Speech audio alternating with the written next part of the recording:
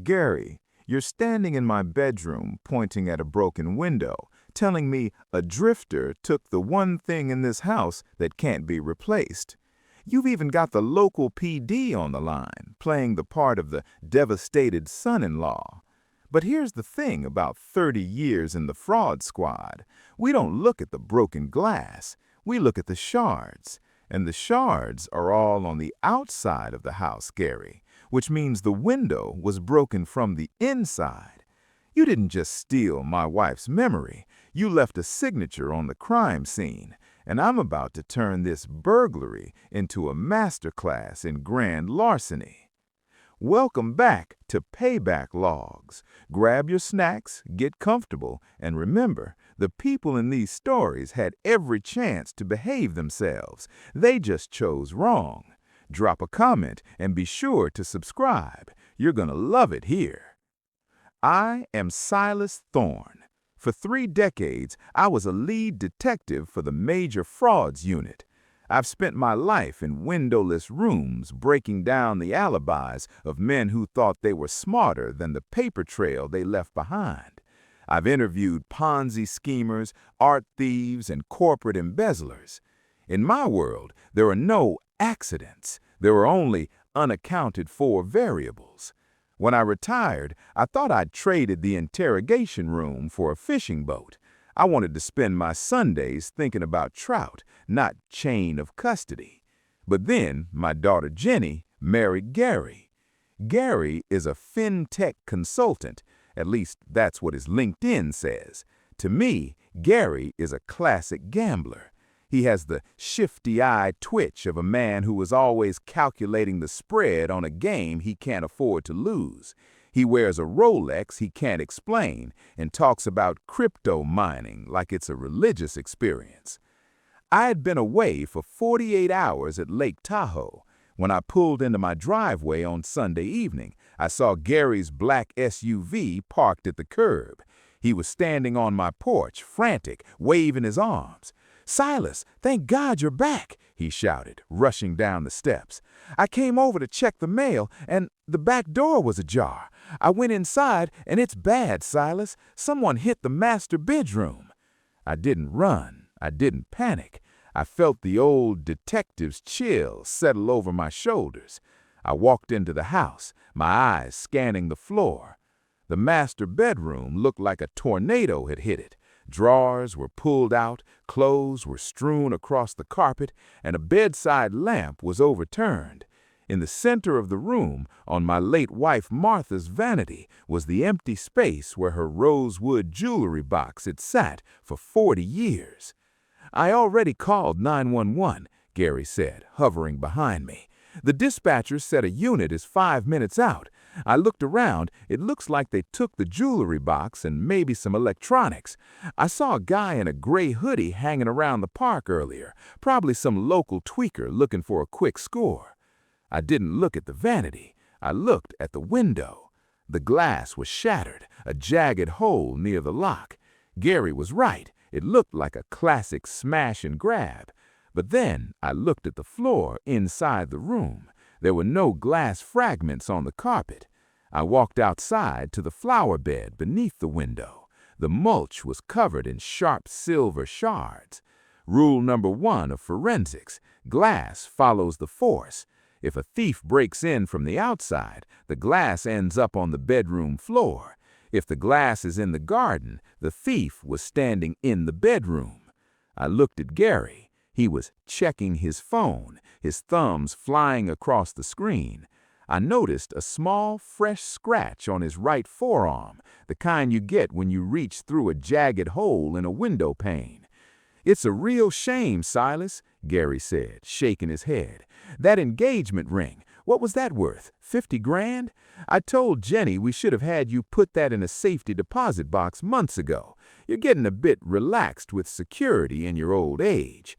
I didn't tell him I'd seen the glass. I didn't tell him that a tweaker would have taken the $400 in emergency cash I keep in the top drawer, which was currently sitting in plain sight.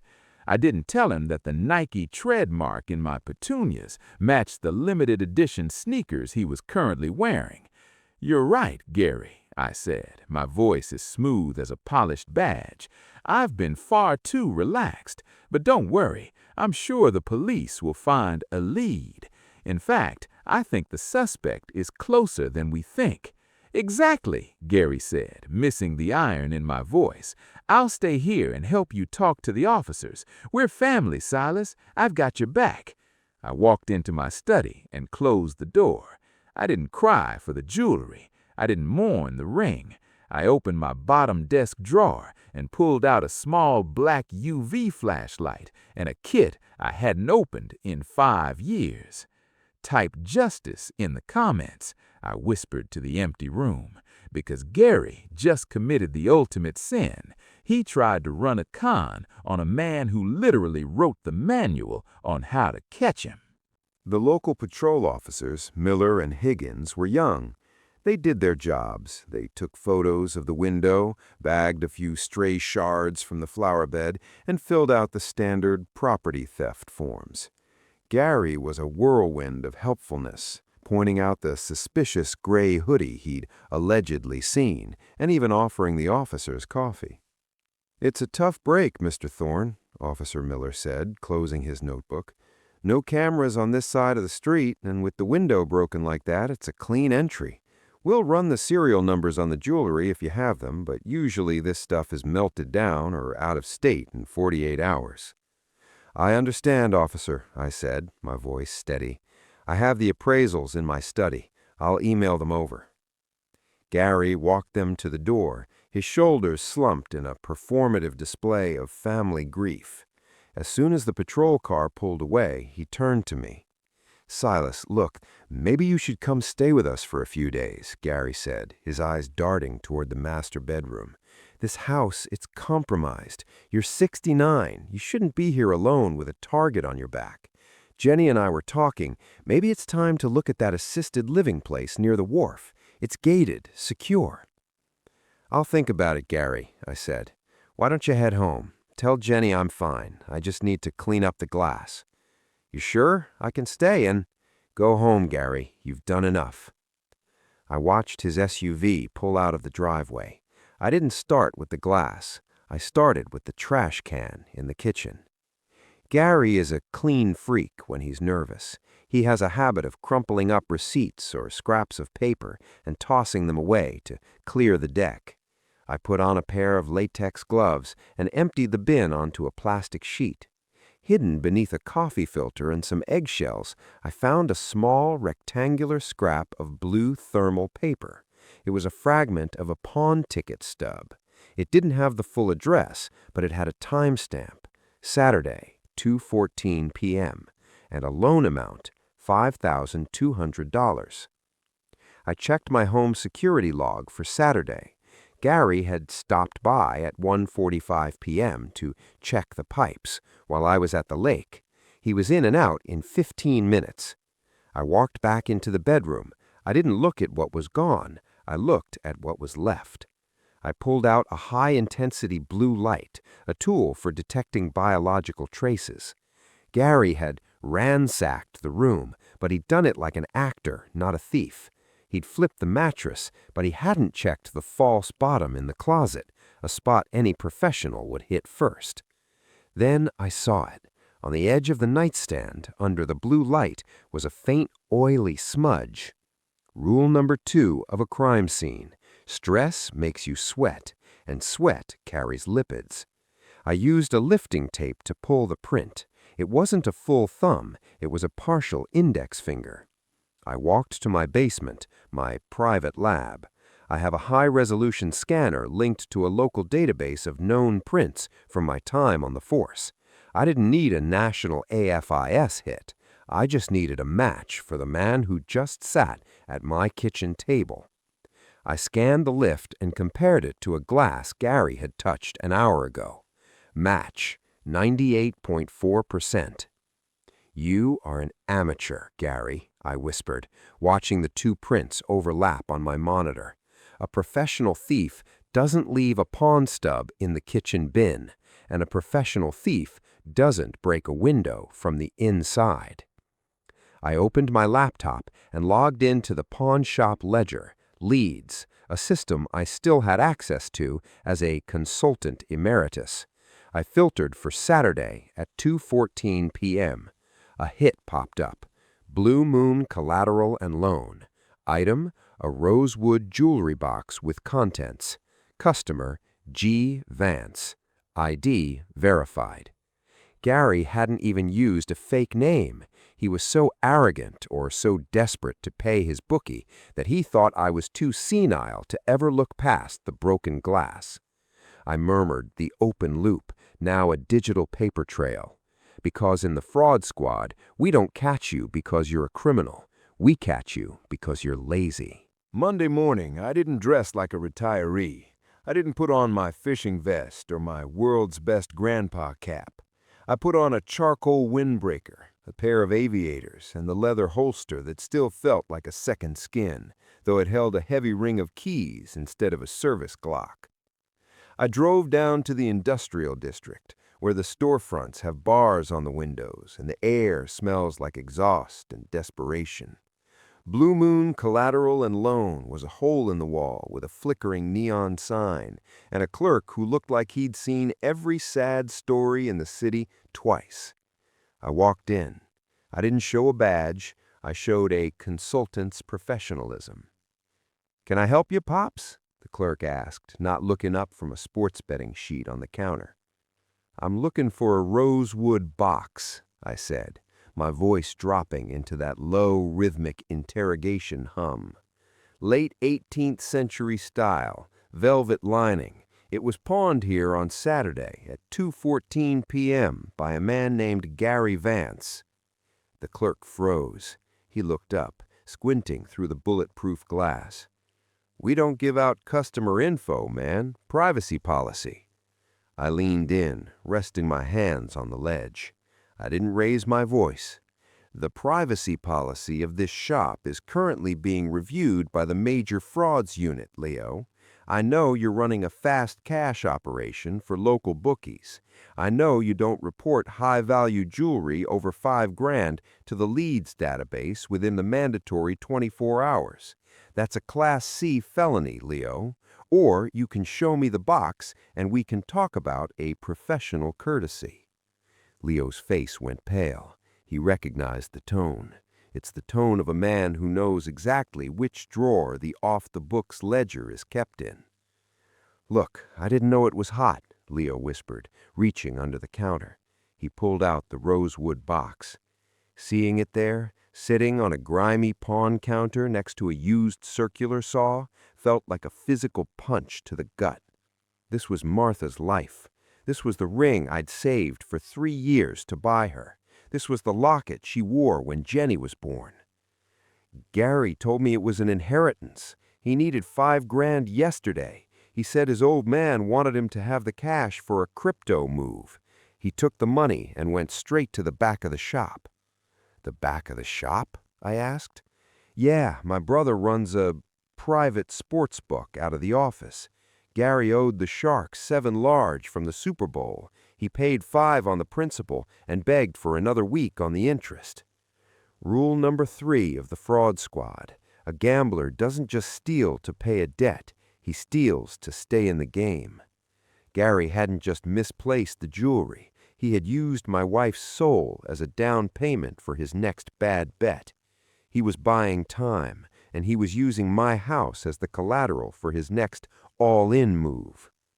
"Keep the box in the safe, Leo." I slid a business card across the counter, the one that still had the department seal on it. "If Gary comes back to redeem it, you call me immediately. If you sell it or if it disappears before Friday, I'll have the sheriff's department here with a civil forfeiture warrant before your lunch break." "I got it, detective. It stays in the vault." I walked out of the shop. My heart was thumping a steady, angry rhythm. I wasn't just a victim anymore. I was a hunter. I called Jenny on the way home. I made my voice sound shaky. I played the part. "Jenny, honey, it's Dad. I think I'm going to take Gary's advice. I think I need to sell the house. I can't stay here after the break-in. Can you and Gary come over tonight? I want to talk about the estate sale and getting a buyer for the high-value items I have left." "Oh, Dad, of course. Gary will be so relieved. He's been so worried about you." "I'm sure he has, Jenny. Tell him to bring his business ledger. I'm going to need a consultant to help me move some hidden assets." I hung up. I looked at the Nike tread mark in my driveway. Because Gary is about to find out that a consultant is just another word for a witness, and I'm about to put him on the stand. To catch a gambler, you don't look at his hands, you look at his outs. Every addict has a plan for the big score that's going to wash away the debt and make him a hero again. On Tuesday afternoon, I called Jenny. "Honey, I'm feeling a bit overwhelmed with the packing. Could you swing by the grocery store for me? I left my list on your kitchen island when I dropped off those boxes yesterday." It was a lie. I hadn't left a list. I had left a key fob cloner in my pocket when I'd visited their house for dinner the week before. While Jenny was at the Safeway, I pulled into their driveway. I wasn't Silas the grandpa. I was Silas the fraud specialist. I entered through the garage, my footsteps silent on the polished concrete. I headed straight for Gary's consulting suite, a room filled with 3 monitors, a high-end ergonomic chair, and the faint metallic scent of a man who spends his nights staring at offshore betting lines. I didn't touch his computer. Gary is paranoid. He'd have a keystroke logger. Instead, I went for the physical paper trail. Gamblers always keep a black book, a handwritten ledger of what they owe and to whom, because they don't trust the cloud with their crimes. I found it taped to the underside of his desk drawer, a small spiral-bound notebook. I flipped through the pages. It was a descent into madness. February 14, minus $3,200, Super Bowl prop bets. March 2nd, minus $1,500, college basketball. March 28th, plus $5,200, pawn shop credit. March 28th, minus $5,000, paid to the shark. Then I saw the final play. Circled in red ink at the bottom of the page was this Friday's date. Friday night, 8 p.m., heavyweight title fight, $10,000 on the underdog, 3-to-1 odds, final wash. Gary wasn't just trying to pay me back. He was trying to turn my wife's engagement ring into a $30,000 Hail Mary pass. He had borrowed another $5,000 from the shark, using the rest of the jewelry, the pieces he hadn't pawned yet, as a guarantee of good faith. He was literally betting the roof over my daughter's head on a man whose job was to get punched in the face. I heard the garage door groan. Jenny was back. I slipped out the side door, through the side gate, and was back in my car before she'd even unloaded the eggs. My heart was a cold engine. Gary wasn't just a thief, he was a parasite. He was willing to let his wife and children lose everything just for one more hit of the big win adrenaline. I drove to a payphone, old school, no digital print. I called the shark's office. I knew the number from the pawn shop ledger. "This is the fixer calling for Leo's brother," I said, my voice like a serrated blade. "I'm calling about Gary Vance's guarantee. Tell the shark that the Rosewood box he's holding is stolen property, currently flagged by the Major Frauds Unit. If that box moves, or if that bet is placed, the shop gets raided within the hour." There was a long silence on the other end. "Who is this?" "I'm the man who's going to save you a RICO charge," I said. "Tell Gary the bet is pending. Tell him he needs to bring the full collateral to his father-in-law's house on Friday night to verify the asset. Tell him if he shows up with the goods, the bet stays live." I hung up. I went home and sat in Martha's garden. I looked at the spot where the glass had been. The new pane was installed, but the scar on the wood was still there. "You're gonna bring it back, Gary," I whispered. "You're gonna bring every single piece back to this house, and then you're going to find out that the shark is a goldfish compared to an angry father with a badge." I murmured, the open loop now a sting operation, because the only thing a gambler hates more than losing is a game that was rigged before the first whistle. Wednesday evening, the house was too quiet. It was the kind of silence that precedes a controlled demolition. I called Jenny and asked her to come over alone. "I found some of your mother's old photo albums," I told her. "I think you should have them before the movers come." When she arrived, she looked exhausted. The skin under her eyes was sallow, and she kept checking her phone every 3 minutes. "Is Gary working late again?" I asked, pouring her a cup of tea. "He's in deep analysis for a new client, Dad," she sighed, her voice thin. "He says this Friday is the big liquidity event. If it goes well, he can finally pay back the temporary loan he took from the kids' savings." I stopped pouring. "The kids' savings, Jenny? The 529 college funds?"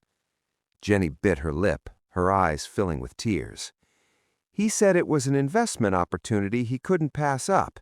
He promised it would double by the weekend. But the bank called today, Dad. The accounts are at zero. He even took the equity line on the house." I sat across from her. It was time to stop being the grieving grandpa and start being the detective. I slid the spiral-bound notebook I'd recovered from Gary's office across the table. "He didn't invest it, Jenny," I said, my voice as cold as a morgue slab. "He bet it, and when he lost, he broke into this house while I was at the lake. He stole your mother's Rosewood box to pay a bookie named a Shark." Jenny stared at the notebook. She saw the dates. She saw the red circle around this Friday's fight. She saw the pawn shop credit entry for the exact day I was away. "No," she whispered, her hand trembling as she touched the page. "He was here with the police, Dad. He was so angry for you. He said he saw a man in a gray hoodie." "The only man in a hoodie was Gary," I said. "I found his prints on the nightstand. I found the glass shards in the garden because he broke the window from the inside to stage a burglary. And I found the pawn ticket stub he threw in our kitchen trash." I played a recording for her. It was the hot mic I'd planted in his office after I'd cloned his keys. "I just need one more out, Leo. The old man is clueless. He thinks a drifter took the box. Once the underdog wins on Friday, I'll buy back the ring, put it in his estate sale pile, and he'll think he just misplaced it. It's a victimless crime." Jenny didn't sob. She went perfectly still. It was the thorn silence, the moment the realization of a betrayal turns into a cold, hard resolve. "He used Mom," she said, her voice a flat, dangerous monotone. "He used her memory to fund a heavyweight title fight." "He used all of us, Jenny. But the victimless crime is about to get a very loud victim. Friday night, Gary is coming here. He thinks he's bringing the jewelry back to verify the asset for the buyer. He thinks he's still in the game." "What do we do, Dad?" "We don't call the cops yet. In the fraud squad, we wait for the transfer of goods. We let him hold the stolen property in his hands. We let him think he's won. And then we shut the door." I reached out and took her hand. "I need you to stay at my house Friday night. I want you in the study, watching the feed. I want you to see exactly who you've been sharing a bed with." "I'll be there," she said. I walked her to her car. As she pulled away, I looked at the black SUV idling at the corner of the street.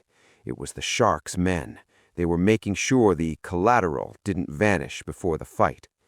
I whispered to the shadows of the redwoods, because when a man bets his family's future, he loses his right to a seat at the table. And Friday night, the house is taking it all. Friday arrived with a heavy, bruised purple sky. It was the kind of evening that feels like a closing door.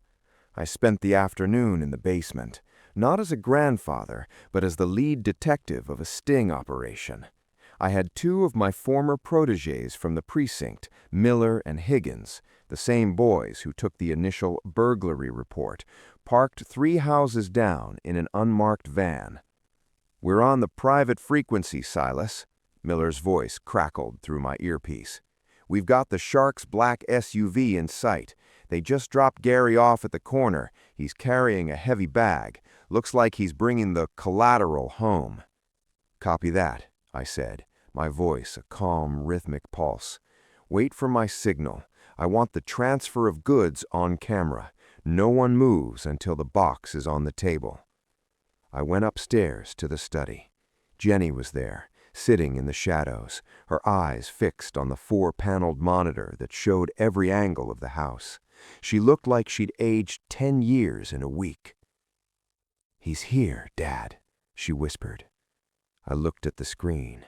Gary was walking up the driveway, his gait frantic, his head twitching from side to side. He looked like a man who was running out of oxygen. He reached the porch and paused, adjusting his Nike sneakers, the ones with the tread that matched the mud in my petunias. He knocked, 3 sharp, desperate raps. I opened the door. I didn't smile. I didn't frown. I gave him the neutral lead face, the one that invites a suspect to fill the silence with a lie. "Silas, hey," Gary stammered, stepping into the foyer. He was sweating despite the cool evening air. "Listen, I've got great news. I was doing some deep consulting work near that park I mentioned, the one where I saw the guy in the hoodie, and I saw him again. I chased him down, Silas. I managed to get the bag back before he hopped a fence." He held up a black duffel bag. His hands were shaking so hard the zipper rattled. "You chased him down, Gary?" I asked, leaning against the doorframe. "That's brave. Most Fintech consultants don't engage in high-speed foot chases with burglars." I just couldn't let him take Martha's things," Gary said, his voice rising in a pitch of forced heroism. "I brought it straight here. I haven't even opened it. Let's go to the kitchen. We can verify everything." We walked into the kitchen. I turned on the high-intensity overhead lights, the ones that make every smudge and scratch visible.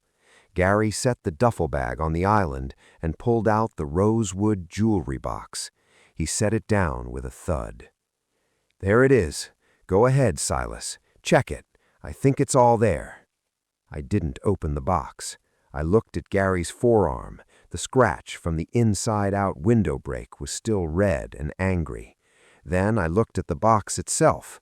There was a small blue ink stamp on the bottom corner, the mark from Blue Moon Collateral and Loan. "Gary," I said, my voice dropping an octave, "you didn't chase anyone. You went to the pawn shop. You used the $5,200 you got from the principal to pay off a sportsbook debt to a man called the Shark. And you only brought this back tonight because the Shark told the bet wouldn't go live until the collateral was verified at this address." Gary's face went from a frantic flush to a ghostly, translucent white. He took a step back, his heel hitting the baseboard. "What? Silas, what are you talking about? You're confused. The trauma of the break-in." "I'm not the one who's confused, Gary." I reached into my pocket and pulled out the Nike sneaker tread comparison I'd printed from the lab. I laid it on the counter next to the jewelry box. I hit a button on the kitchen counter. The door to the study opened, and Jenny stepped out into the light. Her face was a mask of cold, unyielding disgust. "Jenny? Honey, it's not what it looks like. I was doing this for us, for the kids' college fund." "The kids' college fund is at 0, Gary," she said, her voice trembling with a fury that didn't need to be loud. "I saw the bank statements. I heard the recording from your office. You didn't do this for us. You did this because you're a thief and a coward." "Wait, I can fix it." Gary lunged for the duffel bag, his eyes wild. "The fight starts in 10 minutes. The underdog is a lock. I'll win the 30 grand, pay back the trust, and it'll be like it never happened." I stepped in front of the bag. I didn't need a gun. I had 30 years of authority. "The game is over, Gary, and the house just called your bluff." I tapped my earpiece. "Miller, Higgins, Come on in. The lead suspect is ready for processing."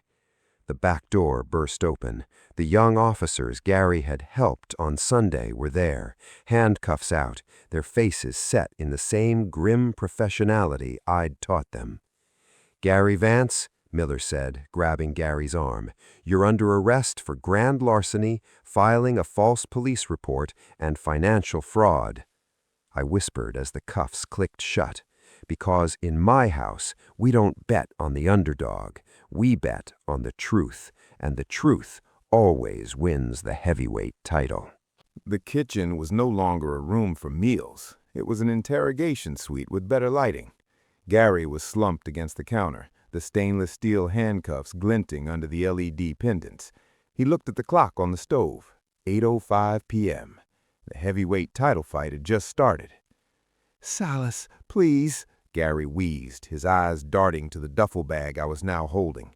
"If that bet doesn't go through, the shark is going to come for me. He's outside, Silas. He's in the black SUV. He doesn't care about your badge or your forensics. He wants his 7,000 or he wants my head." I walked to the kitchen window and pulled back the curtain. The black SUV was idling, its headlights cutting through the rain like the eyes of a predator. "He's not coming for you, Gary," I said, my voice as flat as a dial tone, "because the shark just got a call from the district attorney's organized crime task force. I told them exactly where he was parked and exactly what kind of collateral he was holding in his office. He's currently busy trying to delete his digital ledger before the SWAT team hits his consulting suite." Gary's jaw dropped. The last pillar of his plan had just turned to dust. You burned the bookie?" Gary whispered. "You just cost me $30,000. That was the kid's tuition. That was our house." "No, Gary," Jenny said, stepping forward. She picked up the Rosewood jewelry box and held it to her chest. "That was my mother's engagement ring. That was a memory you tried to pawn for a 3-to-1 underdog. You didn't lose $30,000 tonight. You lost your family. You lost your name, and you lost the right to ever step foot on this property again." I turned on the small television in the corner of the kitchen. The sports broadcast was live. The underdog Gary had bet everything on, the man he thought was his final wash, was currently lying flat on the canvas in the first round. The referee was counting him out. 10, 9, 8. Gary watched the screen, his face contorting into a mask of pure, unadulterated horror. He had lost. Even if the sting hadn't happened, he would have woken up tomorrow owing the shark $10,000 with no jewelry left to steal. "Knockout!" the announcer screamed. "That's the sound of your consulting career, Gary," I said, leaning in close. "You thought I was a broke grandpa who couldn't see past the fog on my glasses. But I've spent 30 years watching men like you try to outrun the math, and the math always catches up." Officer Miller stepped forward, grabbing Gary by the shoulder. "Time to go, Gary. We've got a nice, quiet cell for you. No sports betting, no deep analysis, just you and the consequences of your own actions." As they led Gary out the front door, he looked back one last time. He looked at the Rosewood box. He looked at the broken window he'd staged. He looked like a man who had finally realized that the big score was just a trap he'd built for himself. "Wait," Gary yelled as he hit the porch. "Silas, tell him it was a mistake. We're family." I didn't answer. I just closed the door and turned the deadbolt. I walked back into the kitchen. Jenny was sitting at the table, the jewelry box open in front of her. She was tracing the gold band of the engagement ring with a thumb. "Is it all there, Dad?" she asked, her voice cracking. "Every piece," I said, sitting beside her. "I checked the inventory at the pawn shop. Gary was too scared of the shark to sell the individual stones. He kept the box intact because he thought he was going to put it back before I noticed." I reached into the box and pulled out the small silver locket Martha used to wear. I handed it to Jenny. "He bet on the underdog, but he forgot that in this family, we don't bet, we protect," I whispered as the sirens faded into the distance. "Because in the fraud squad, the final reckoning isn't a game of chance, it's a matter of record." The house on Larkspur Lane finally felt like a home again. The heavy, metallic scent of the sting had been replaced by the smell of floor wax and fresh brewed coffee. I spent the morning in the master bedroom, not dusting for prints, but simply sitting in the sunlight. The window was fixed, properly this time, and the garden below was blooming, the Nike tread marks long since raked away into the soil. 6 months had passed since Gary's final wash. The wheels of justice in this county don't turn fast, but when they're greased by the Major Frauds Unit, they turn with a crushing weight. 60 months in state penitentiary. Charges: grand larceny, staging a crime scene, and financial abuse of the elderly. Because I had burned the bookie, the shark had turned state's evidence to avoid a RICO charge. He provided the digital ledgers that proved Gary had been funneling Jenny's house equity and the kids' 529 funds into offshore betting accounts. In the civil suit that followed, we were able to claw back 70% of the stolen funds from the bookie's consulting assets before they were seized by the feds. Jenny walked into the room, carrying a box of Martha's old scarves. She looked lighter. The shadows under her eyes had vanished, replaced by the sharp, clear gaze of a woman who was no longer living in a house of mirrors. "The divorce was finalized this morning, Dad," she said, sitting on the edge of the bed. "The judge granted me full custody and a permanent restraining order. Gary tried to call from the facility, wanting to explain the underdog stats one more time. I just hung up." "He's still looking for the out, Jenny," I said. "Some men spend their whole lives trying to beat the spread, never realizing the house always wins because the house is the one that stays standing when the players are gone." "We're standing, Dad," she said, reaching out to touch the Rosewood jewelry box, which now sat securely on the vanity. "We're standing." I walked down to my basement lab one last time. I didn't turn on the UV lights or the fingerprint scanner. I sat at my desk and opened my old field notebook, the one I'd kept since my first day as a rookie. I turned to the very last page. Case number 9924, the Rosewood theft. Status: closed. Property recovered. Suspect incarcerated. Family integrity restored. I took a black pen and drew a single thick line through the entry. It was the last fraud I would ever have to investigate. I was no longer a lead detective. I was just Silas Thorne, a man who liked to fish and who had a daughter and grandkids to take to the lake this weekend. I walked back upstairs and stood on the porch. The sun was setting over the hills, casting long golden shadows across the lawn.